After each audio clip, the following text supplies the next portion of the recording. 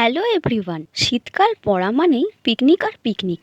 আমিও এই বছরের প্রথম বড় পিকনিক একটা পেয়ে গেলাম। অর্গানাইজড করেছিল মেরিনা হেলথ কেয়ার থেকে।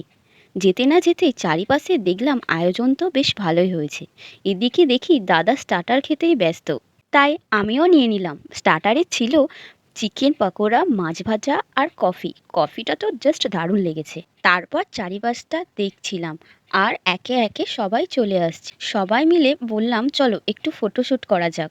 খাওয়া দাওয়া দেওয়ার আয়োজন শুরু হয়ে গিয়েছে। এই ফাঁকে আমি একটু চারিপাশটা ঘুরে দেখছিলাম। এ কি, শুয়ে কেন? ওঠ, তুই কি গানের আওয়াজে উঠতে পারছিস না?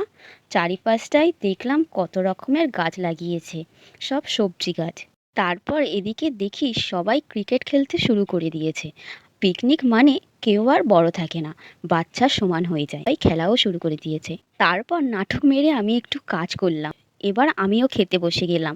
কত কি খাবার ছিল, শর্ট ভিডিওয় তোমাদের অলরেডি শেয়ার করে দিয়েছি কি কি খাওয়ানো হয়েছিল পিকনিকে। খাওয়া শেষ হওয়া মাত্রই আমি ডান্স করা শুরু করে দিয়েছি। একে একে সবাই চলে এলো। যেহেতু কপিরাইট পড়ে যাবে তাই আমি গানগুলো বললাম না, তাই তোমরাই গেস করো কোন কোন গানে আমরা ডান্সটা করছি।